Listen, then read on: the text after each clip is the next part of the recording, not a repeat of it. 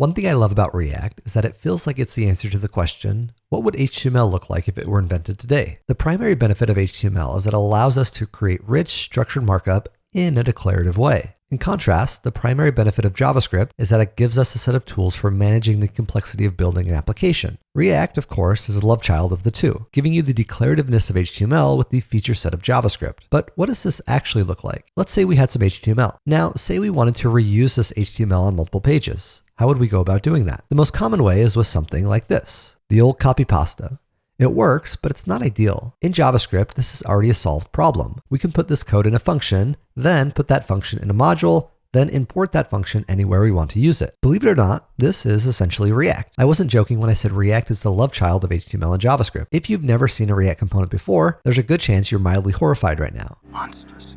The first thing you'll notice is that a React component is just a function. Again, React loves JavaScript. The same mental model you have about functions could be directly applied to React components because, in the literal sense, they're just functions. The only change we need to make it a true React component is to capitalize the first letter of the function. The reason you need to do this is so that React knows it's a React component and not just a normal DOM element. And now, because we've encapsulated this function inside of its own module, if we export it, then anywhere in our application where we want to use it, we can just import it. Now, one thing to notice is that we're not going to invoke authors as if it's a normal function. Instead, we treat it as if it's an HTML element wrapping in angle brackets. Now there's a lot happening under the hood between when JavaScript reads the component and when the browser paints the UI to the screen. But know that the final output is probably what you'd expect, where React replaces the component with the description of the UI the component returns. This is true regardless of how many components there are or how deeply nested they are. And since components are just functions, again, the same intuition you have about organizing functions and when to abstract logic to its own function can be directly applied to components. If you don't yet have that intuition, following the single responsibility principle is a decent barometer for when and where to create components. When you follow the single responsibility principle, you're likely to end up with a lot of smaller components. Just like with functions, this isn't a bad thing. However, it can overwhelm your component directory if you're not careful. Take this code, for example. It follows a single responsibility principle, but since we're creating a new file for each component, it's a bit messy. Instead, here's a good rule of thumb you can follow. If you have a component that's being reused somewhere else,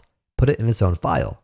If not, just create it inside of whatever file you need it. And now before you go, there's one last thing we have to do, and it's answer a question from the previous video. What do pure functions have to do with React? Well, as a rule, any component you create needs to be a pure function. We'll learn all about strategies for doing this later in the course.